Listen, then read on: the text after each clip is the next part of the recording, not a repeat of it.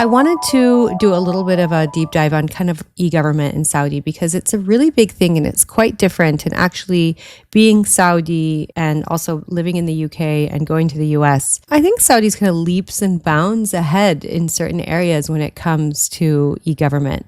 In that one UN Digital Services Index, the kingdom jumped 25 places in 2024, becoming one of the leading countries worldwide. It ranked second amongst G20 countries in the index, and the kingdom also secured 7th position in the e-participation index, while Riyadh, as I mentioned, ranked third amongst 193 cities worldwide. So you have an entity in Saudi called the Digital Government Authority, which recently released a report called Digital Transformation Strategies Across Saudi Arabia. The report covers 8 government sectors, 31 digital strategies, 235 strategic objectives, 490 transformation initiatives, and 506 pain points. It's quite technical, so I wanted to create kind of a little bit of a highlight reel about what's in this report. According to the findings, a key area for development is around governance and efficiency. So as much as it's climbing in the rankings and doing really well, what this report does is highlight areas for improvement, from data management, security,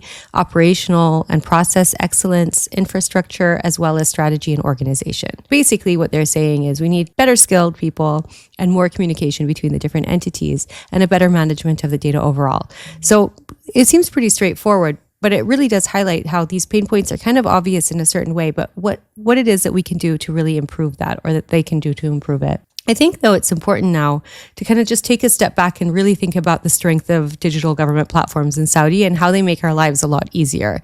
The report acknowledges that the emergence of numerous applications, platforms, and services really impacts operational efficiency and excellence, as well as governance and strategic direction. I think some of the ones that we know are Abshir, Nafad, Nusuk, SPA has one, Al-Ula, Visit Saudi. There are so many more, but all of these are government platforms and they all allow people to access government services much more streamlined than they did in the past. So I think it's a pretty cool thing. I mean, rankings aside, digital platforms in Saudi are amazing for the end user. I mentioned this in the beginning, and I can easily access government services personally online wherever I am.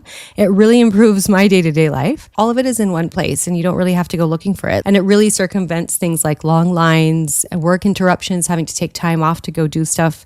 All of that is gone. Like in any part of the world, I've never experienced anything as efficient as I have in Saudi when it comes to e-government. And so I was really happy to kind of delve a little bit deeper into that, think about the rankings and actually how that's playing out in day-to-day lives of Saudis. But also it was interesting that I'd read this report and that coincided with the announcement of the news about the new platform and the open source material that they're providing to other entities.